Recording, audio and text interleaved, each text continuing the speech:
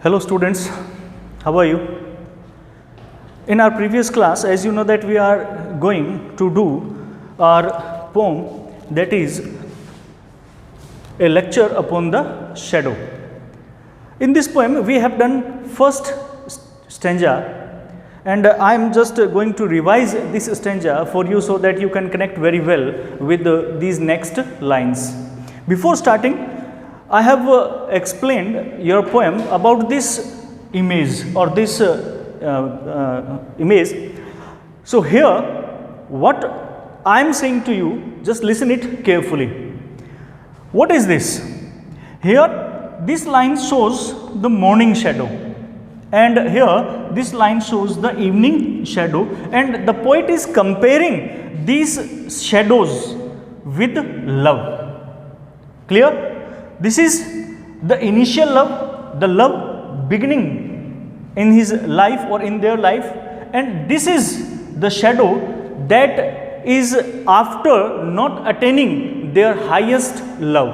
मतलब कि ये जो लव है, ये शुरुआती लव है कि जब एक व्यक्ति दूसरे व्यक्ति को जानना शुरू करता है तो उस समय का ये क्या है, प्रेम है। और यहाँ पर जो बात हो रही है वो प्रेम है कि जब उनका लव हाईएस्ट डिग्री को अटेन नहीं करता और उसके बाद में धीरे धीरे उनके जो लव है उनमें डिफरेंसेस आना शुरू हो जाता है।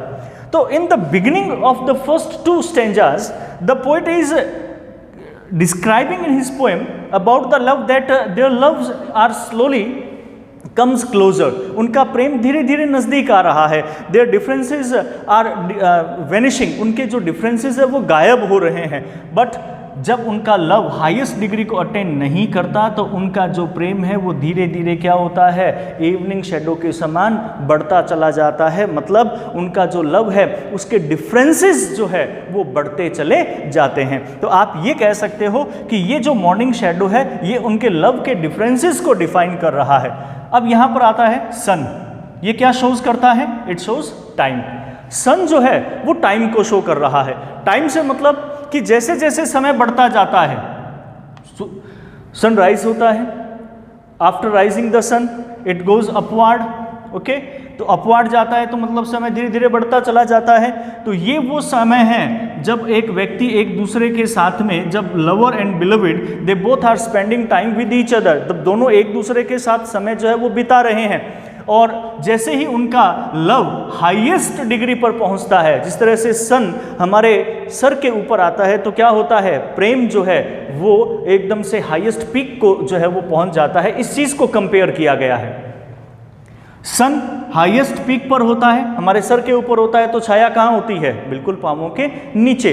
तो पांवों के नीचे से मतलब जैसा मैंने बताया, छाया को क्या किया गया है? छाया को डिफाइन किया है किसके साथ में? डिफरेंसेस के साथ में, लव के डिफरेंसेस के साथ में। तो जैसे जैसे जो है उनका समय बढ़ा, उनके एक दूसरे के साथ में उन्होंने समय बिताया, उनके जो लव के डिफरेंसेस है वो खत्म हो गए बिल्कुल यहाँ आकर के। क्लियर? ओके। अब जैसे ही हम आगे नेक्स्ट स्टेंजा में पढ़ेंगे तो उसमें क्या होगा कि जैसे ही सन जो है वेस्ट वार्डली, जैसे ही सन वेस्ट वार्डली होगा यानी कि पश्चिम की तरफ जाएगा, तो वैसे ही यहाँ पर वो वापस से कंपेयर कर रहा है कि they have not faith on each other. अब एक दूसरे के ऊपर उन्हें विश्वास नहीं है, और जब उन्हें एक दूसरे पर विश्वास नहीं है तो जिस तरह से शाम के समय छाया लंबी होती चली जाती है, उसी प्रकार से उनका जो प्रेम के डिफरेंसेस हैं वो वापस से बढ़ने लग जाते हैं। तो ये चीज़ जो है वो इस पोएम के अंदर जो कवि है वो बता रहा है। एक बहुत ही सुंदर प्रेम के ऊपर कविता है। दिल की गहराइयों से सोचोगे तो बहुत अच्छी तरह से समझ आएगी। कनेक्ट हो जाइए इसके साथ में कि आप उस सिचुएशन में हैं, और फिर आप देखिए ये पोएम आपको पूरी तरह से सटीक लगेगी, करेक्ट लगेगी, और जो कवि यहाँ पर बात कह रहा है वो आपके दिमाग में पूरी तरह से फिट बैठ जाएगी। तो मैं पहले, इससे पहले जो हमने किया था उसको मैं फटाफट रिवाइज कर रहा हूँ, तो आप उसको सुन लीजिए, फिर आगे हम कंटिन्यू करते हैं। Okay. Stand still and I will read to thee. The poet is saying here, lover. The lover is saying to his beloved, stand still यहीं खड़े रहो। यहीं खड़े रहने से मतलब कि हमारा जो प्रेम है वो क्या है, हाईएस्ट पीक पर पहुंच गया है, अब इससे ज़्यादा आगे मत बढ़ो, यहीं हमारे प्रेम को रोक दो। रोकने से मतलब हम इतना ही प्रेम एक दूसरे से करते रहेंगे। And I will read to thee, और दी मतलब यू, कि I will read to thee, मैं तुम्हारे लिए पढ़ूंगा। क्या पढ़ूंगा? लेक्चर, यानी कि मैं तुम्हें एक लेक्चर दूंगा, एक स्पीच दूंगा। लव, किसके ऊपर? लव के ऊपर। इन लव्स फिलोसफी, जो किस पर होगा? लव्स फिलोसफी, प्रेम की दार्शनिकता। यहाँ पे दार्शनिकता ही को तो वो दिखा रहा है, फिलोसफी तो शो कर रहा है कि उसने एक शैडो और सन के माध्यम से उसने लव को कंपेयर कर दिया। तो कहता है कि इन लव्स फिलोसफी, कि I will read for you a loves philosophy and I give you a lecture on love. These 3 hours that we have spent, 3 hours means the time which they have spent together, वो समय जो उन्होंने एक साथ बिताया है उसकी बात हो रही है। कहता है कि these 3 hours that we have spent, ये 3 घंटे जो हमने एक दूसरे के साथ बिताए हैं। walking here, 2 shadows went, यहाँ पर घूमते हुए। यहाँ पर घूमते हुए मतलब कि अब आप इमेजिन कीजिए कि वो दोनों जो है एक पार्क में घूम रहे हैं, और पार्क में घूमते घूमते उन्होंने काफ़ी समय बिता दिया। अब वो सुबह आए थे, दोपहर का समय आया, कि अब जब सुबह वो आए, सुबह से दोपहर तक जो उन्होंने समय एक साथ बिताया, उस दौरान उनके जितने भी डिफरेंसेस थे वो क्या हो गए? दूर हो गए। एक दूसरे को उन्होंने समझना शुरू कर दिया। जो एक दूसरे के अपोजिट जो विचार थे अब वो खत्म हो गए। ठीक है, तो अब यही चीज़ वो यहाँ पे कह रहा है। कहता है कि हमने जब 2 घंटे या 3 घंटे या जो समय, जितना भी समय हमने यहाँ पर बिताया, इस दौरान हमने क्या किया? वी मेक 2 shadows, हमने 2 shadows बनाई। मॉर्निंग को आए थे, मॉर्निंग शेडो बनी। अब जैसे जैसे टाइम आगे बढ़ता गया वो मॉर्निंग शेडो खत्म हो गई, पाँवों के नीचे आ गई। उसके बाद में secondly they made again new shadow and that is evening shadow. अब आगे देखेंगे कि वो कंपेयर कैसे करता है। मतलब शेडो का मतलब क्या है? यहाँ पे शेडो को वो कंपेयर कर रहा है किससे? डिफरेंसेस से। तो कहता है कि हमने 2 शेडो बनाई, मतलब हमारे 2 फेजेस हमारी लाइफ में आए। एक फेज कौन सा? एक वो फेज जब हमने एक दूसरे के साथ में समय बिताया और हमारा जो प्रेम के जो है वो आगे बढ़ा। Our love achieved a highest peak and our differences vanished, और हमारे जितने भी डिफरेंसेस है वो क्या हो गए? गायब हो गए। वो फर्स्ट फेज था। Second phase, when their love doesn't achieve their highest point और हाईएस्ट पीक, जब उनका प्यार हाईएस्ट पीक को अचीव नहीं करता तो वो एक सेकंड फेज आया। सेकंड फेज कब आया? when they started to disguise each other, when they started to cheat each other, they are trying to hide things from each other। जब एक दूसरे से चीज़ों को छुपा रहे हैं तो इसका मतलब क्या हुआ? वो एक दूसरे को धोखा दे रहे हैं, और जैसे ही वो एक दूसरे को धोखा देने लगते हैं तो उनका प्यार जो है वो इवनिंग शेडो के समान धीरे धीरे क्या है, उनमें दूरियां बढ़ने लग जाती है। तो इसी चीज़ को वो कहता है कि हमने 2 शेडोज जो है वो हमने उस दौरान बनाए, 2 फेजेस लाइफ के हमने क्रॉस किए along with us, हमारे साथ में, which we ourselves produce, जो हमने खुद ने पैदा किए, which we give birth ourselves, but now the sun is just above our head। परंतु अब क्या है कि जो सूर्य है वो बिल्कुल हमारे सर के ऊपर है। सूर्य सर के ऊपर होने से मतलब कि हमारा जो लव है वो हाईएस्ट पीक को अब प्राप्त कर चुका है, हमारे डिफरेंसेस सारे खत्म हो गए हैं। We do those shadows trade, कि और हम क्या है? We do those shadows trade, मतलब अब हम क्या करने लगे हैं? हम उन shadows के ऊपर हम क्या करने लगे हैं? ट्रेड। ट्रेड का मतलब होता है to walk upon, कि हमने क्या किया है? उनके ऊपर चलना शुरू कर दिया। जैसे सन जो है वो हाईएस्ट पीक पे आता है तो क्या होता है? छाया हमारे पाँवों के नीचे आती है और हमें लगता है कि हम छाया के ऊपर ही चल रहे हैं। यहाँ पर कहने का मतलब क्या है? कहने का मतलब है कि हमने जो एक हाईएस्ट पीक है, अर्थात हमने प्रेम का उच्चतम स्तर वो प्राप्त कर लिया है। अब हमारे अंदर कोई डिफरेंसेस नहीं है। We mingled with each other, हम एक दूसरे के साथ में मिल चुके हैं। इसी को वो कह रहा है। तो यहाँ तक हमने कल पढ़ा। Okay, now we are continuing with next stanzas. And to brave clearness all things are reduced, as we achieved our highest peak, जैसे ही हमने अपनी हाइएस्ट पीक को प्राप्त किया, क्या हुआ? And to brave clearness, brave means with courageous clearness, कि बहुत ही बहादुरी के साथ में सारी क्लियरनेस यानी कि सारी स्पष्टताएं जो है वो हमारे सामने धीरे धीरे आने लगी। हमारे जितने भी एक दूसरे के जो खिलाफ विचार थे वो सब दूर हो गए, हमने क्लियरली एक दूसरे को समझना शुरू किया। ऑल थिंग्स आर रिड्यूस्ड, और उसके बाद में सारी की सारी चीज़ें धीरे धीरे रिड्यूस होती चली गई। रिड्यूस मतलब दूर होना, कम होना, कि सारी चीज़ें, कौन सी सारी चीज़ों की बात हो रही है? जो एक दूसरे के प्रति जो उनके नेगेटिव थॉट्स थे, जो डिफरेंसेस थे, वो धीरे धीरे सारे के सारे क्या हो गए? रिड्यूस्ड हो गए, खत्म हो गए। Clear? So whilst our infant loves did grow. So whilst, जबकि our infant means जन्मजात शिशु। यहाँ पे infant जन्मजात शिशु किसको कहा गया है? देख लीजिए, कभी यहाँ पे क्या है, एक यूज कर रहा है, फिगर ऑफ स्पीच का यूज कर रहा है वो यहाँ पे।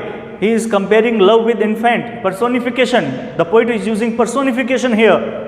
He is saying love infant as an infant, एक जन्मजात शिशु जो है वो क्या होता है? धीरे धीरे बड़ा होता जाता है, बड़ा होता है ना, ठीक है। तो ऐसे ही उनका जो शुरुआती प्रेम था वो अब धीरे धीरे क्या होने लगा? डिड ग्रो, वो बड़ा हुआ। जब एक दूसरे से मिले, बात की, जब पहली बार मिले, अनजान थे, नहीं जानते थे एक दूसरे को, दोनों के विचार अलग थे। धीरे धीरे उनका वो शुरुआती प्रेम, जब पहली बार मिले, उसके बाद का जो प्रेम है वो प्रेम जब उनको धीरे धीरे आगे एक साथ उन्होंने बढ़ाना शुरू किया मिल करके, तो वो प्रेम जो है वो एक जो शिशु के समान प्रेम था, शुरुआती अवस्था, the beginning of that love, now growing slowly, अब वो धीरे धीरे बढ़ रहा था और वो बढ़ा। और जब वो प्रेम उनका बढ़ा तो जितने भी डिफरेंसेस थे वो सारे के सारे खत्म हो गए।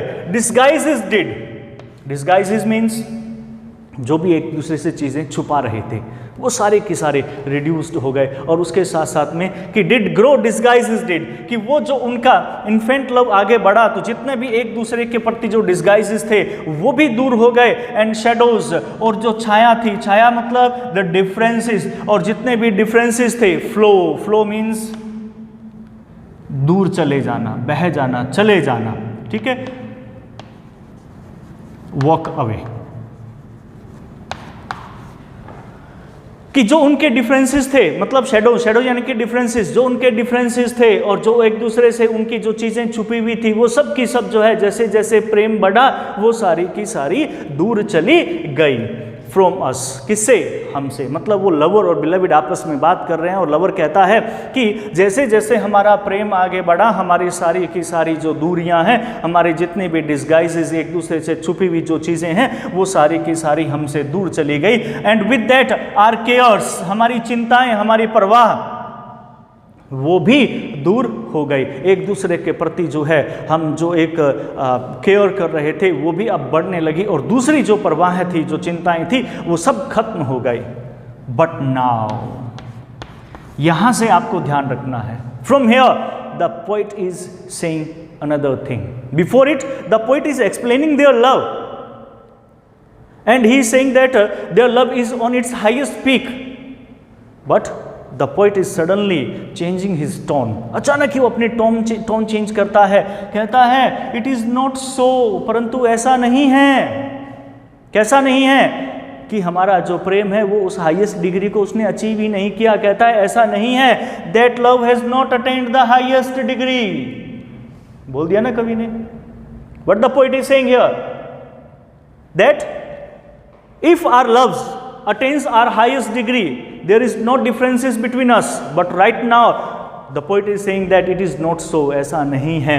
that love has not attained the highest degree, कि हमारा जो लव है उसने वो हाईएस्ट डिग्री को अटेन नहीं किया है, प्राप्त नहीं किया है। which is still diligent least others see, which is still diligent, जो अभी भी क्या है? कमतर है, अभी भी उसमें कुछ उच्चता को प्राप्त करना बाकी है। लीस्ट अदर्स सी, कि जो दूसरे देखते हैं उसकी बजाय। Others are saying that we are loving both each other very much, but it is not so, we are, our love is not on its highest peak.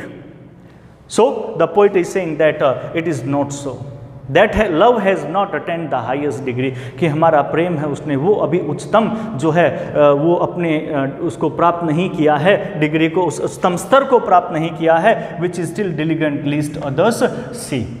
Now here the poet is changing his paragraph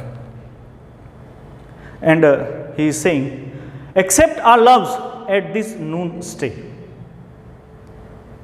What the poet is saying? Now the poet is talking about this phase. कहता है कि if our loves doesn't stay on its highest peak, क्या मतलब है इसका, कि accept our loves eight this noon stay, कि नून stay जिस प्रकार से सूर्य जो है वो दोपहर के समय रुकता नहीं है, तो उसी प्रकार से कवि कहता है कि if our love doesn't stay on its highest peak, कि अगर हमारा प्रेम अपनी उच्चतम स्तर को, अपनी उच्चतम जो पीक को जो है वहां पर वो नहीं रुकता है, he is emphasizing that point and repeating his line again, अपनी लाइन को दोबारा रिपीट करता हुआ कहता है, except our loves at this noon stay, कि जब तक हमारा प्रेम इस स्थान पर नहीं रुकता है, we shall new shadow makes the other way, तो if our love doesn't stay on its highest peak, then we will make a new shadow, that is evening shadow, that shadow compares with differences. तो कहता है कि we shall now new shadow make, हम क्या करेंगे अगर हमारा प्रेम उस हाईएस्ट डिग्री को ऊपर नहीं रुकता है, अगर हमारा उस सर्वोच्च स्तर के ऊपर प्रेम नहीं रुकता है, तो हम एक नई शैडो बनाएंगे। शैडो मतलब कि हम एक ऐसा फेज, एक ऐसी लाइफ जिएंगे जो क्या होगी, अब धीरे धीरे हमसे दूर होने लग जाएगी, मेक द अदर वे, जो क्या होगी, दूसरी तरफ बनेगी।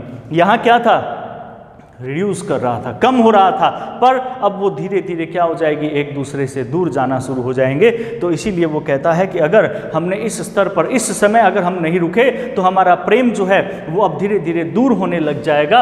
As the first were made to blind, now the poet is saying the first were, the first shadow means the first phase of our life which we have spent together, वो पहला पहलू जीवन का जो हमने एक तरफ जो एक साथ एक दूसरे के साथ में बिताया, वर मेड टू ब्लाइंड, वो क्या था, एक दूसरे को धोखा देने के लिए था। ब्लाइंड मीन्स चीट, वो एक दूसरे को धोखा देने के लिए था।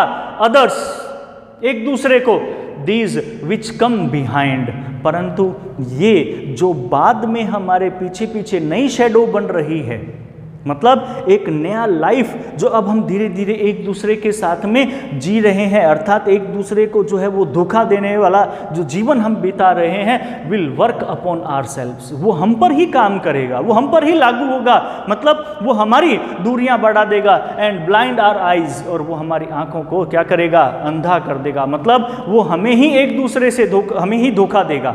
हमें धोखा देने से मतलब, यहाँ पर कवि कहता है कि हमें धोखा देने से मतलब कि जब हमारा प्रेम एक उच्चतम स्तर पर नहीं होगा, जहाँ पे सारे डिफरेंसेस खत्म नहीं होंगे, तो हम एक दूसरे को धोखा देना शुरू करेंगे, एक दूसरे से चीज़ों को छुपाएंगे। जब एक दूसरे से हम चीज़ों को छुपाएंगे, तो धीरे धीरे हमारा प्रेम जो है वो हमसे दूर होने लग जाएगा। उसी चीज़ को अब ये यहाँ पर कह रहा है। ओके, तो इसके बाद में जो नेक्स्ट और लास्ट जो है पार्ट जो है इस पोएम का, वो हम इसके नेक्स्ट वीडियो में करेंगे। Okay, thank you.